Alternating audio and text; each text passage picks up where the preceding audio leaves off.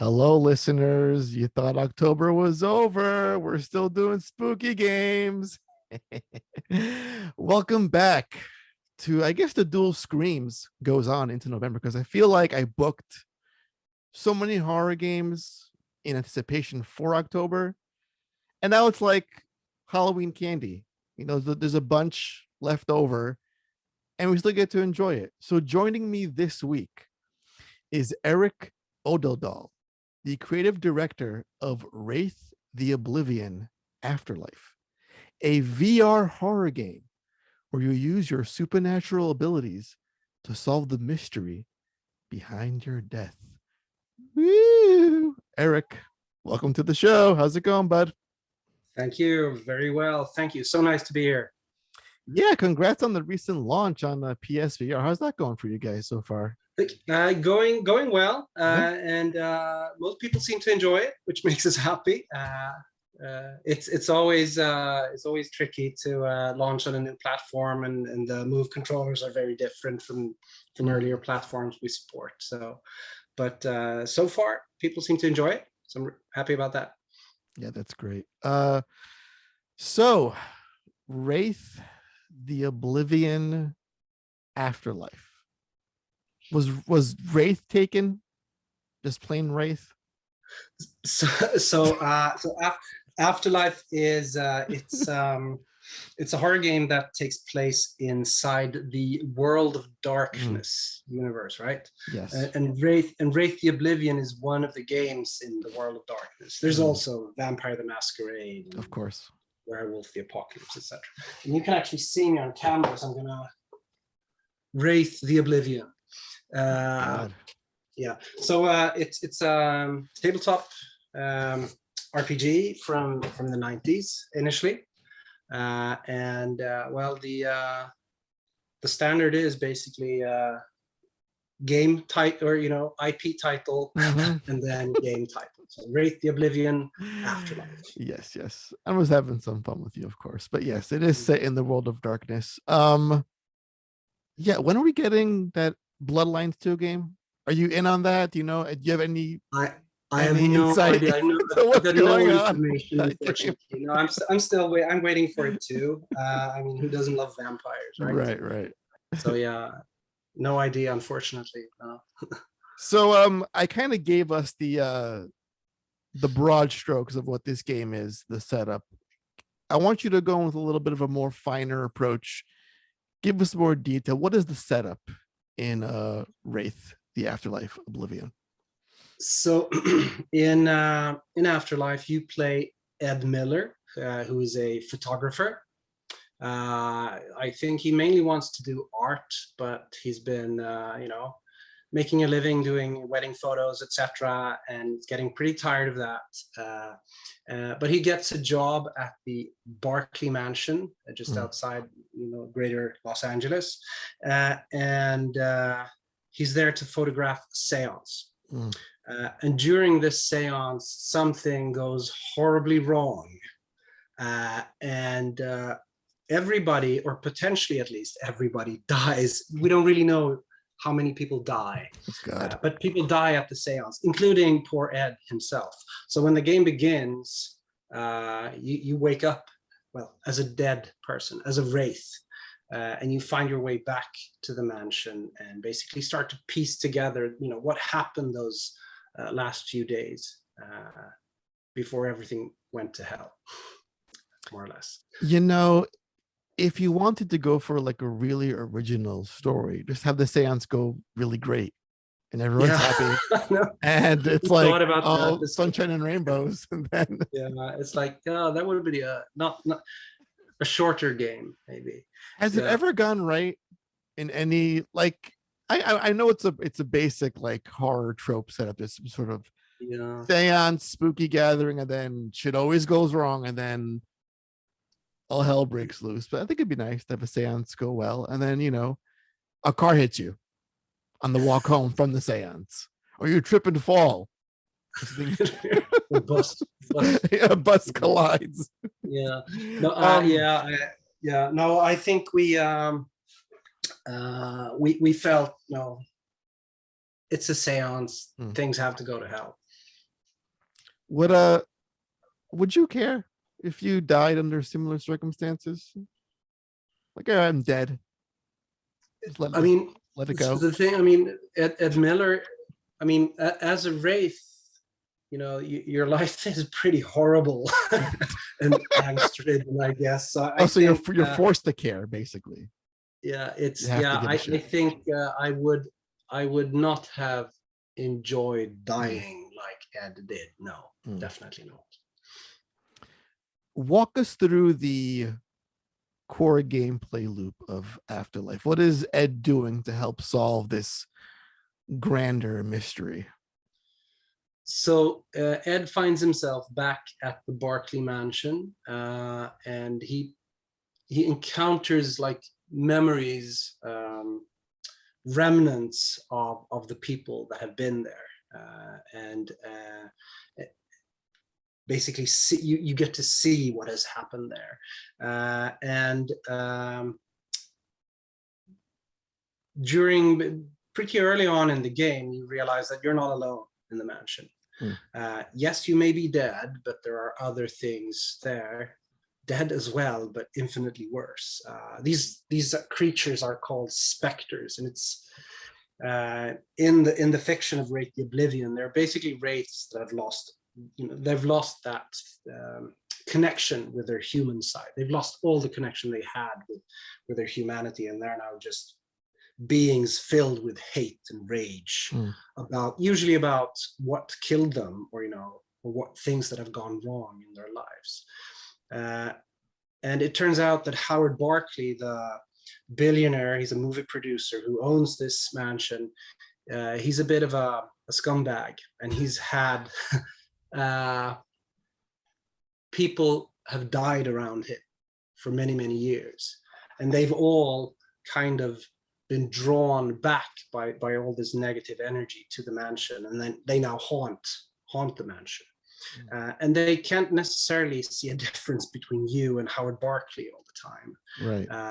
Which means that you are very much being hunted by these specters, and you're pretty defenseless as Ed.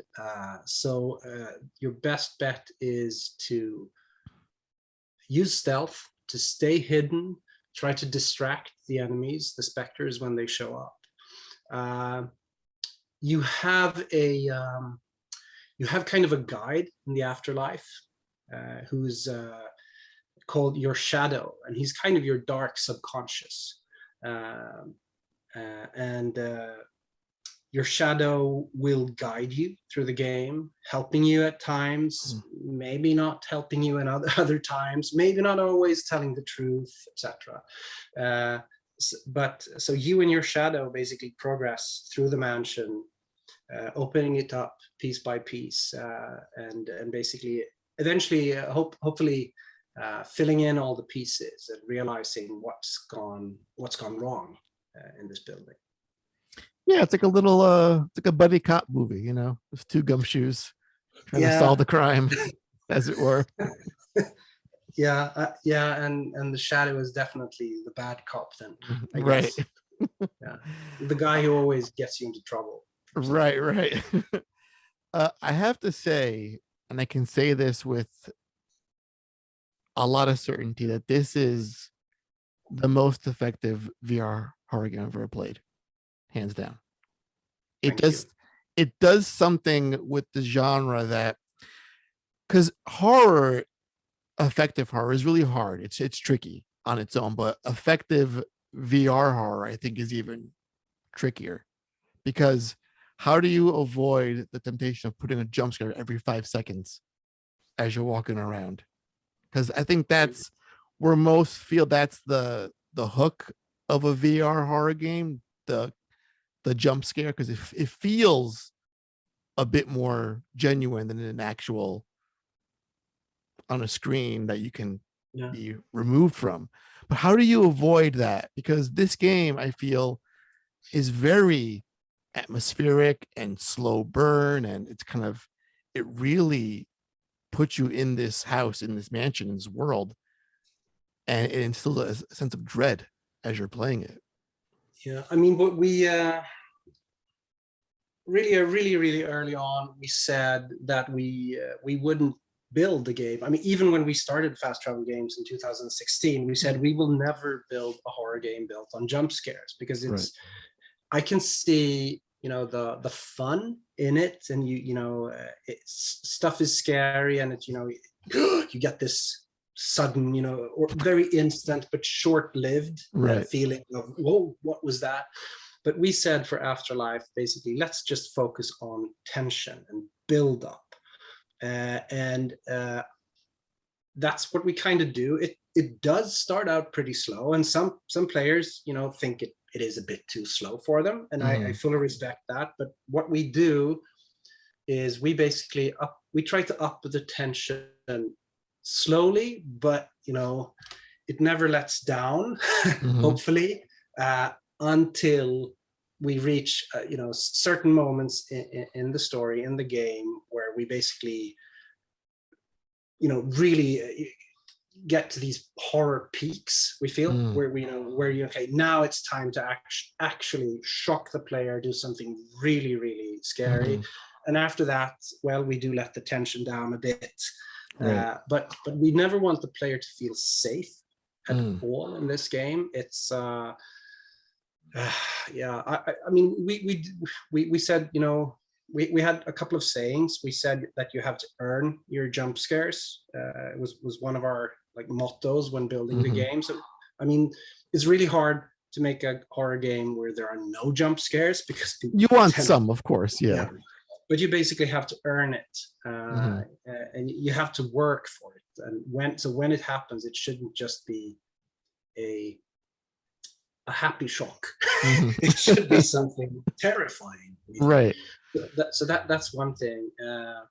And then I mean, during play testing, etc., we basically said we can't make a horror game and not try to do the most terrifying thing ever. I mean, we really set out to do, you know, create situations that are horrible.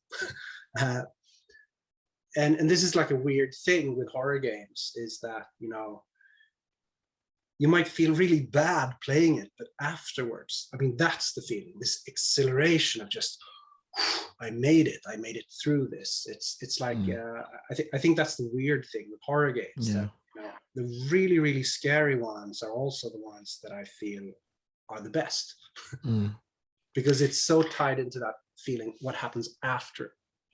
It's what it leaves you with when sort of the credits kind of roll, and it's what's the impression it's made on you. I feel like horror can be one of two things. It's either a slap in the face, that's your jump scare, or it's like a hand slowly creeping up towards your neck and then tightening a grip slowly, and then just when it's about to get you, it'll ease up a little bit.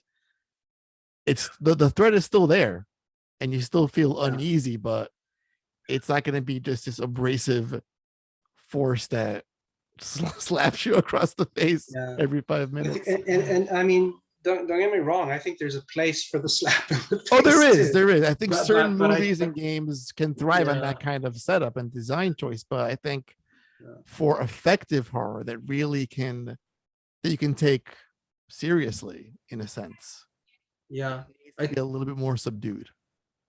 I think so too. And the story we tell in Afterlife it's not exactly a happy story. There's a lot.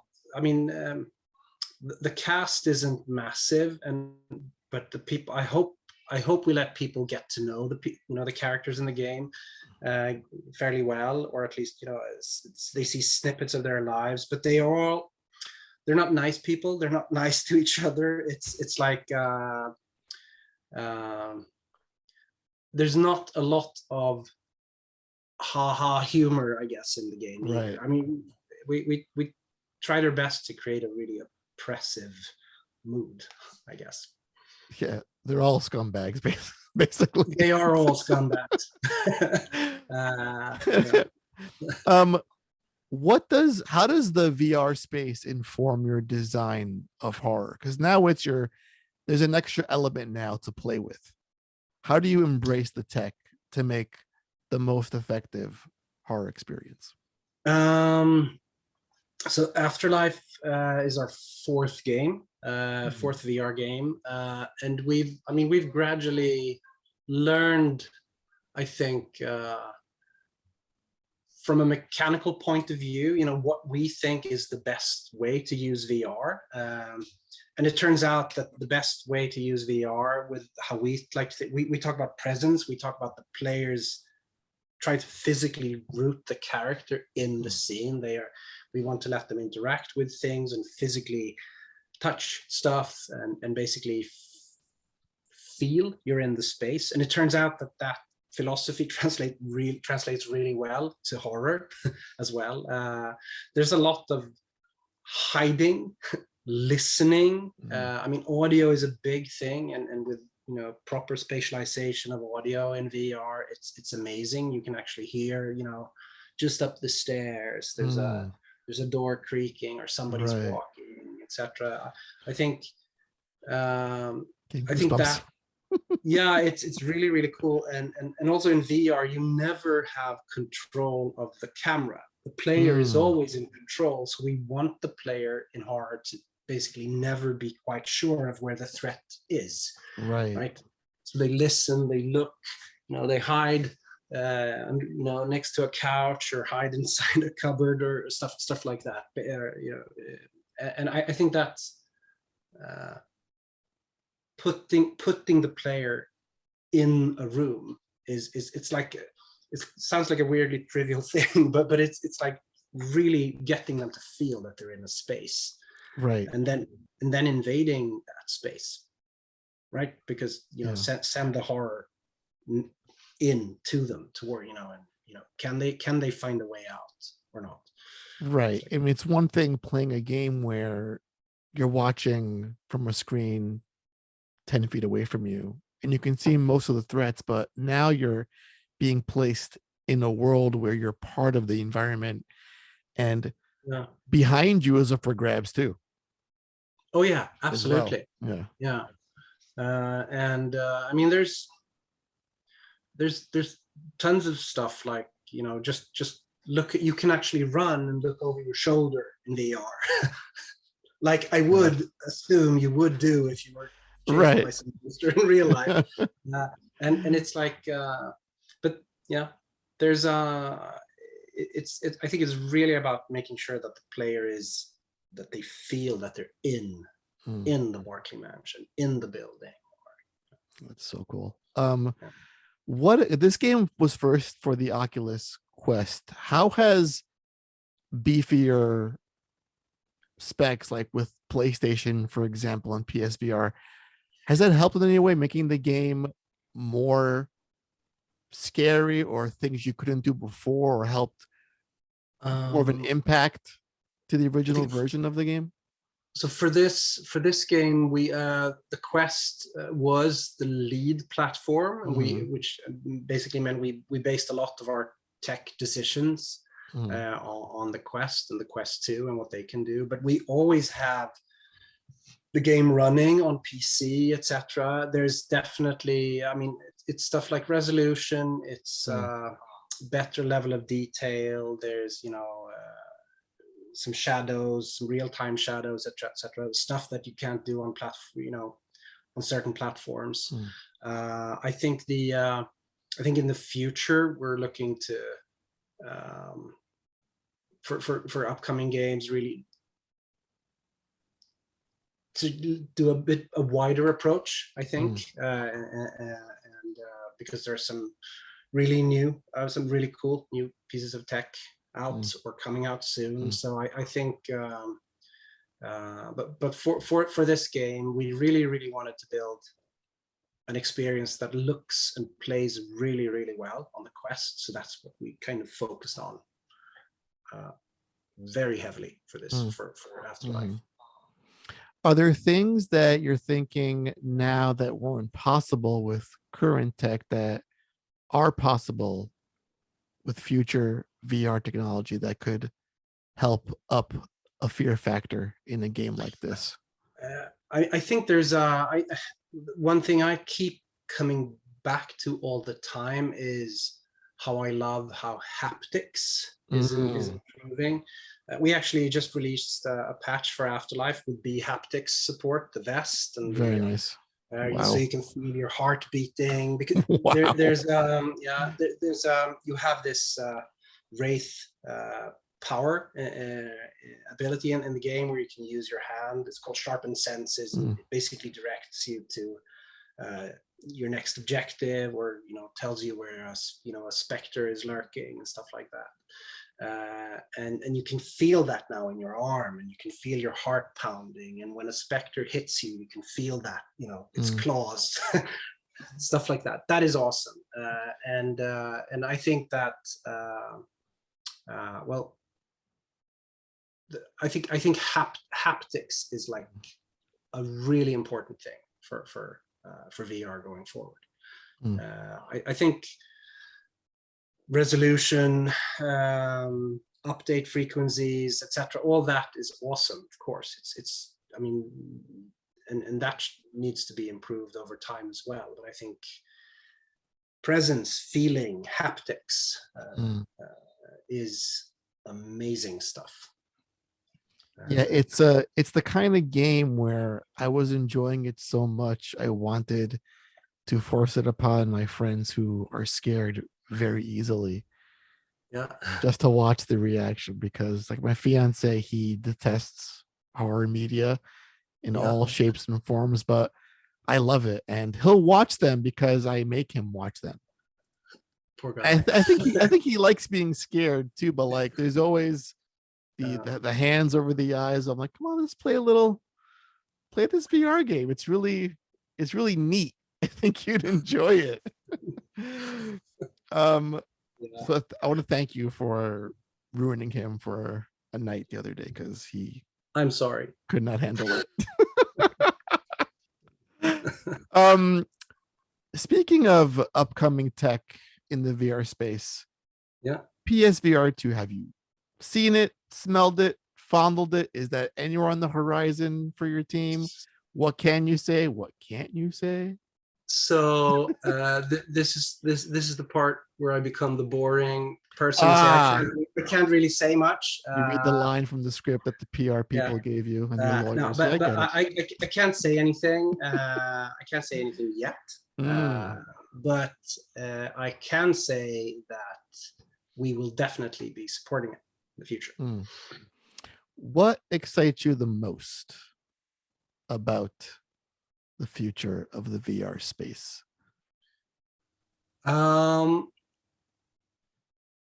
Honestly, right now, how much it is growing, and it's growing in a rapid pace. There's a ton of cool games out now and coming out. I mean, right now I'm enjoying a really old game, Resident Evil 4 again. But the thing is, but the thing is, it feels like it found its proper home. This is how it was meant to be played. Really? And I feel it's like I love it to bits. And I had the same experience when I played Rez, another old Oh my God, Rez is amazing in VR. So when I played that in VR, it's like, yes, this is how it's intended to be played. And the thing is, to me, a lot of VR is about finding new ways to play and finding new ways to experience games that you can't do on a flat screen. But it's also, I think, to me, about finding how can we get these really big, massive experiences in VR, and there now we have some games that really prove that this works, and to me that's super exciting. I mean, I want to work on games that I would buy myself. A game that I mean, ideally every game you work on is something that would sell you. Yes, I have to buy a VR headset because I need to play this game, etc. And I really like big chunky stuff, I guess. I like games with that really draw you into an experience. And you're gonna love me because I am big chunky stuff all over, Erik. I'm one big chunky individual. But yeah, like games like Half-Life Alyx, for example, Yeah. showed us that we've really moved past the tech demo growing pains of VR. Yeah. And now we're in like these are real, like Blood and Truth, another great VR game. Just these are full-fledged games that embrace the VR medium with Yeah. such excellence that you couldn't find years ago. No. And I think we started in 2016, and everybody felt like, we everybody was trying different stuff. Our first game, it's Construct. I'm not sure if you've played it. It's a little rough around the edges, but I'm super proud of it. But it's basically, let's do an action adventure. Let's do a first-person action adventure game in VR, with a story, with a really cool VR, bow and arrow mechanic, etc. Let's build something that only works in VR, but is a bigger experience. And we've kind of kept that. It's like a philosophical choice. Like let's keep doing this. Just make complete experiences, and I like that. But I also like that it works in VR now. It's not only experimentation. It's actually, it's found its place. There are some things that work and others that don't. And yeah. What was the pull for you? Because you're a former DICE guy, and now you're going into VR games. So what made you make that transition? Like what was it about this tech that was like, I want to make games in VR? I mean, initially, the big pull was actually that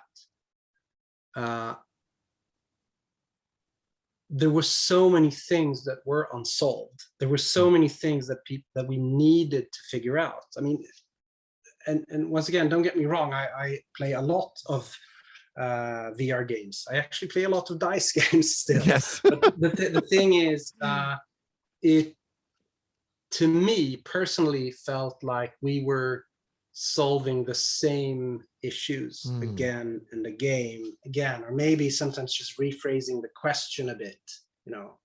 How can we change this thing to our next game, etc. But it became a lot about just work. We knew what to do very early on, and then we just did it. Whereas when we started VR, and with all our games, it's still, how the hell can we even do this in VR? Right. And I think that was how it started out, and it is still to a large degree. But now I actually feel, I feel pretty confident about some stuff. Like, yeah, we or some other great VR studio has solved an issue. We can build on that. And, how can we take this further? Whereas in flat screen gaming, it was mostly technical challenges, and there's tons of challenges in any type of game development. But AAA was a lot about, for me personally, it turned into technical challenges rather than design challenges. Yeah, fidelity, resolution. Yeah, exactly. Yeah, stuff like that. But like I said, that's a personal opinion, and not everybody's going to agree. Oh, sure, of course. But you're like on the ground floor with this now. You've been there for years developing in this space, and you're watching it grow and mature. It must feel like incredibly satisfying to see how far it's come. It is. Yeah, it is. And and it hasn't always been easy. We had the VR winter of 2018. Early 19. Oh, is that a thing? The VR winter of 2018? No, but there was this period of time Dark where winter. we were actually a bit uncertain about, is this actually gonna take off the way we want it? We believe it should, and then it did. And that's the kind of thing, right? It actually it's growing, and now with Sony coming back with the NGVR, etc. I there's super interesting things happening in PC, and also, well, the Quest is like super successful, and there's tons of new headsets, Chinese headsets coming out, that, Mhm. and some of them are really cool. So it's like there's a lot happening. Right. So I really like that. It's a nice environment to work in. Yeah, it must be comforting too, seeing like Sony, especially doubling down on Yeah, VR, saying we're gonna make the next version of this. It's gonna be better than the first. It's like a whole new redesign, new controller. It's a whole thing, and yeah, seeing someone that big putting, such a huge investment in that space must be great yeah, for your team, yeah. seeing that support. Feels good. I always have to ask about influence, especially in horror, because I think horror, there's a lot of media that can sort of inform us about ideology of what horror is. So what media have you consumed has played a big influence on you in developing Uh, horror games? I think for Afterlife, it was very much. I mean, a number of older horror movies. Hmm. I really like I think it's from '63, The Haunting. I watched Hmm. that. It's a good one. And now I forget the name. It's called The Changeling. Oh, George C. that is a Scott. good one. Yeah. Actually has a seance scene in it, and I think Yeah. that's somewhere in the back of my mind. It felt like that was a big influence. But these there's both slow burn horror Hmm. movies, and they build toward a climax. Hmm. Both of them, almost the entire movie builds toward like the Yeah. one big thing that is terrifying in both cases. Hmm. But then also I feel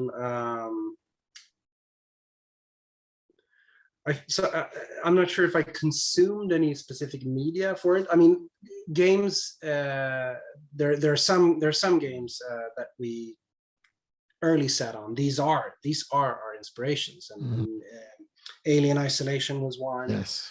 Amnesia Dark Descent Hmm. from fellow Swedish devs. Frictional Games is an amazing game. Great team. Uh, and so those were clear influences in the way that they're games where you're mostly defenseless. Mm. And I think that emotion was something we wanted in Afterlife.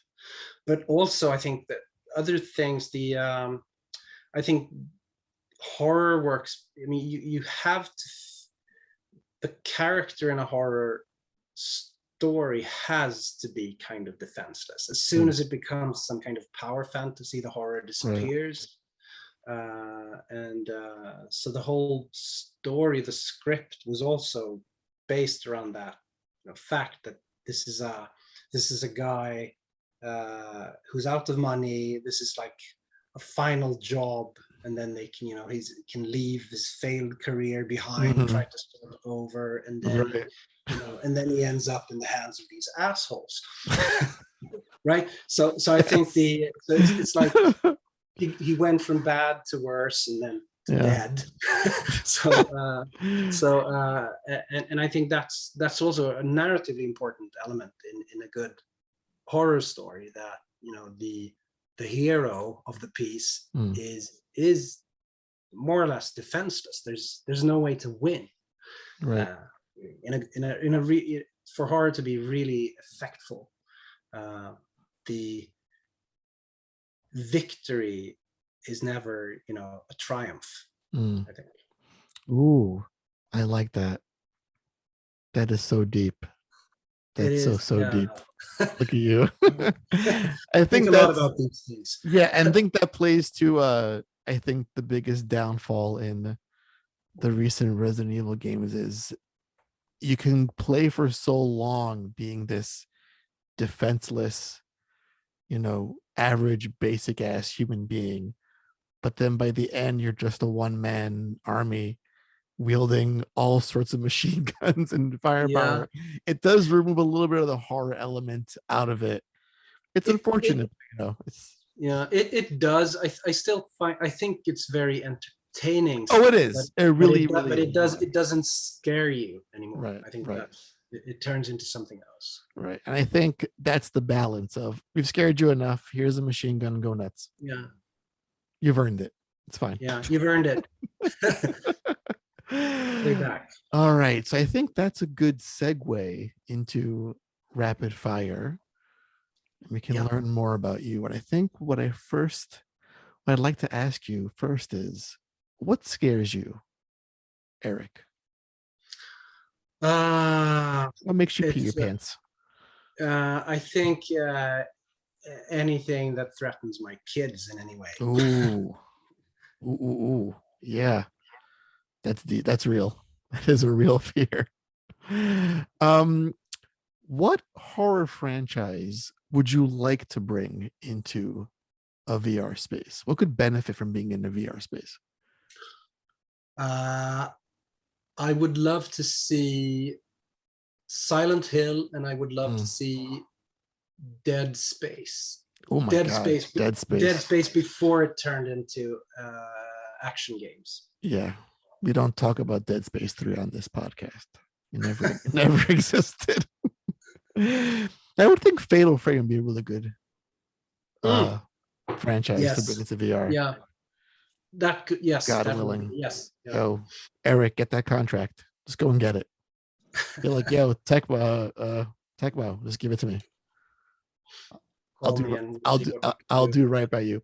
On the flip side of that question, if you were given the chance to corrupt a wholesome game franchise and make it into a dark horror title, like imagine Animal Crossing if it were a horror game, what game would you pick to twist into something more sinister? Oh my God.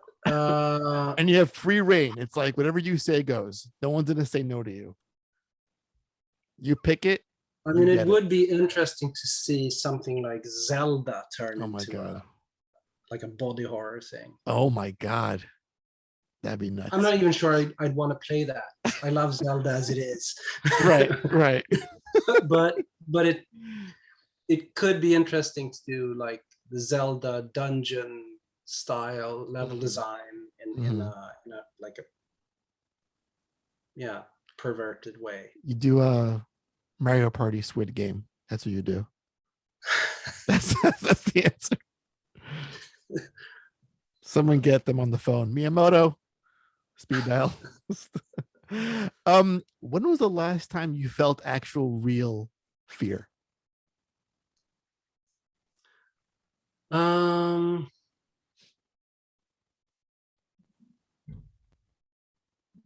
I don't remember.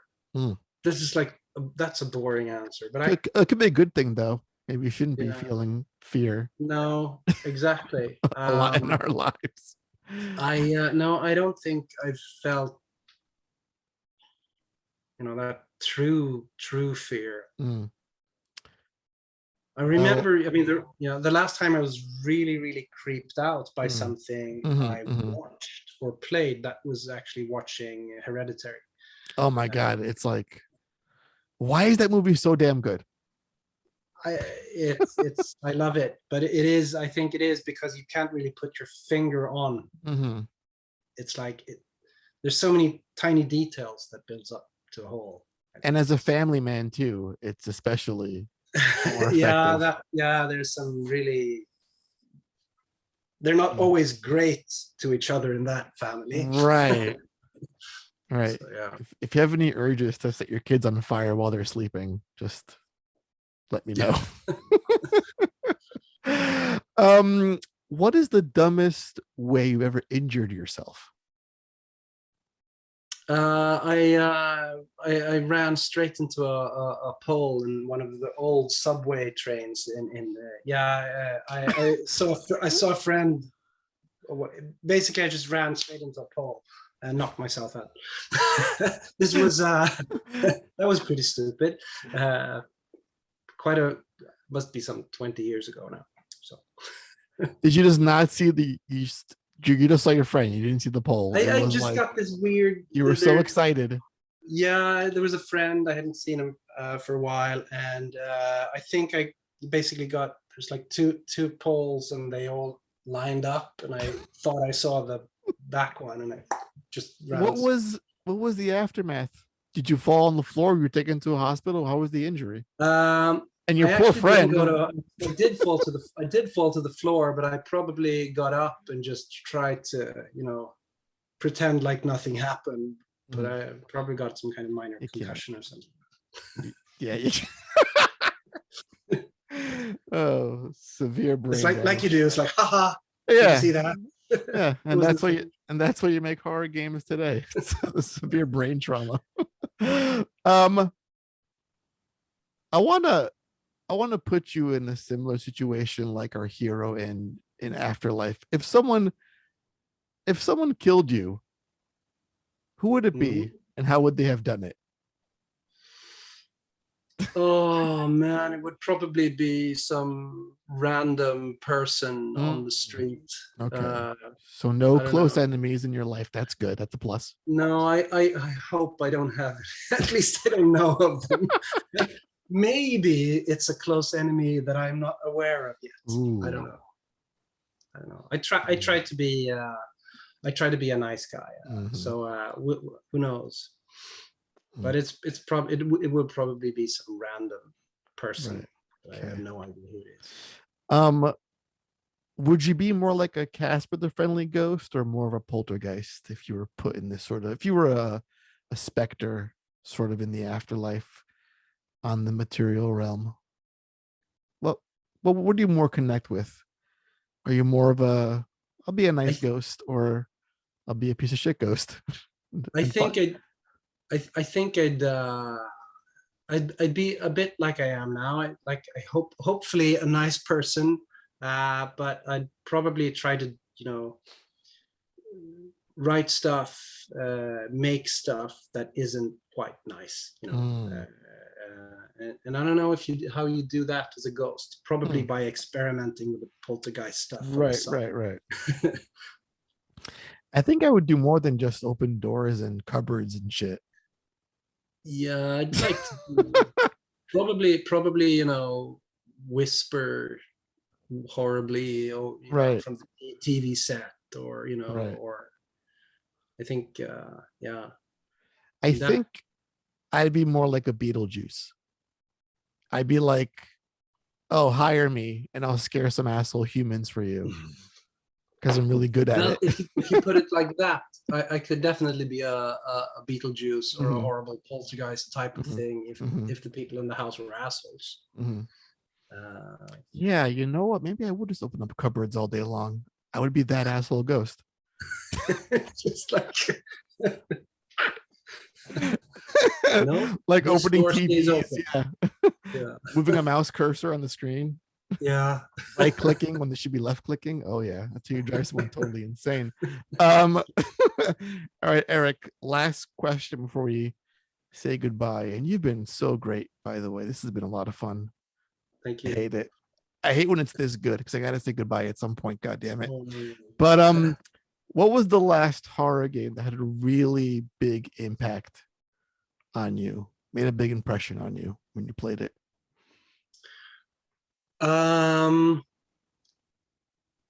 It was actually Amnesia Rebirth, the latest one, which I haven't finished because I actually put it down because I didn't want to play it. I loved it. It's very different from the first Amnesia. Yep. But I actually put it to the side because I didn't want to. I liked it a bit too much, and then I didn't want to have that subconscious influence while we were building Afterlife, so I put it to the side. But I really, really liked it. I felt it was maybe not as scary as the first one, but it had these amazing environments and some really cool set pieces that I felt was like a really interesting evolution of the first game. All right. That's great. Well, that's gonna bring us to the end. God damn it. This is a lot of fun. Erik, thank you so much for coming on the show. The game is amazing. Thank Where you. can we find the game, follow Fast Travel Games? It'll all be in the links below, but give us the spiel, the So PRV link spiel. yeah, you can find Afterlife on the Oculus Store, both Quest and Rift. You can buy it on Steam. You can buy it on PSVR and potentially on a couple more platforms in the future. We'll see. Ooh. Right. But it's and my company is called Fast Travel Games. So you can find us on Twitter, Facebook, Instagram, all those places as well, if you want to get in touch with us. Yeah, I think you just confirmed that Nintendo cardboard port up and coming. Oh yeah. Oh no, That's supposed to keep that quiet. Oh god. Well, thank you, Erik. Thank you, listeners. We're not done with scary games yet. Sorry to say, there's a few more coming down the pipeline because I'm selfish. I'm gonna overindulge. So more of that coming up pretty soon. So thank you as always for listening, and I'll leave you with this: that fear is the mind killer. Until next time.